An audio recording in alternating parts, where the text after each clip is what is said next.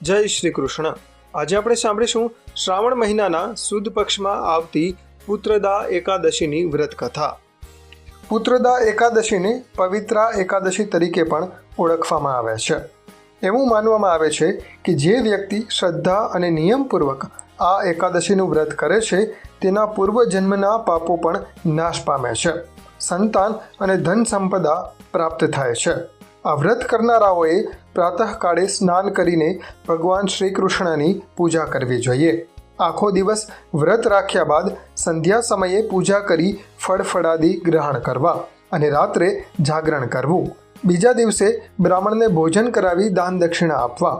પુત્રને મેળવવાની ઈચ્છા રાખનાર નિઃસંતાન દંપતીએ આ વ્રતનું ખાસ પાલન કરવું। આ દિવસે પતિ પત્નીએ આખા દિવસનો ઉપવાસ કરવો તેમજ પુત્રની કામના સાથે ભગવાન વિષ્ણુનું પૂજન કરવું અને દ્વાદશીના દિવસે ભગવાન વિષ્ણુને અર્ઘ્ય આપી પૂજા સંપન્ન કરવી। હવે આપણે પુત્રદા એકાદશીની વાર્તા સાંભળીએ। પ્રાચીન કાળમાં એક નગરમાં રાજા મહિજીત રાજ કરતા હતા। નિસંતાન હોવાને કારણે રાજા ખૂબ જ દુઃખી રહેતા હતા।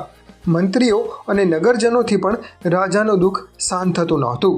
મંત્રીઓએ રાજાને ઋષિ લોમેશ પાસે જઈને નિસંતાનપણાનો ઉપાય પૂછવા જણાવ્યું।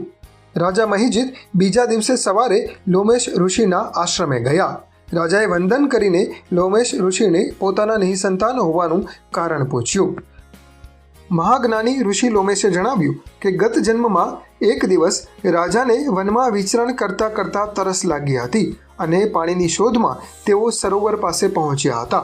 સરોવરમાં એ સમયે એક ગર્ભવતી ગાય પણ પાણી પી રહી હતી, જેને ભગાડીને રાજાએ પોતાની તરસ छिपाવી હતી। એ દિવસ પુત્રદા એકાદશીનો દિવસ હતો। આમ એકાદશીના દિવસે ગર્ભવતી ગાયને પાણી પીતા અટકાવતા રાજાને પાપ લાગ્યું અને આ જન્મમાં તેને નિસંતાન રહેવાનો વારો આવ્યો। રાજાએ પસ્તાવાના ભાવ સાથે ઉપાય પૂછતા ઋષિ લોમેશે જણાવ્યું કે જો રાજા શ્રાવણ મહિનાના સુદ પક્ષમાં આવતી એકાદશીનું વ્રત કરે અને તેના નગરજનો પણ આ એકાદશીનું વ્રત કરી બારસના દિવસે તેનું પુણ્ય રાજાને દાન કરે તો રાજાના ગત જન્મનું પાપ પણ નષ્ટ થશે અને તેને પુત્ર રત્નની પ્રાપ્તિ થશે।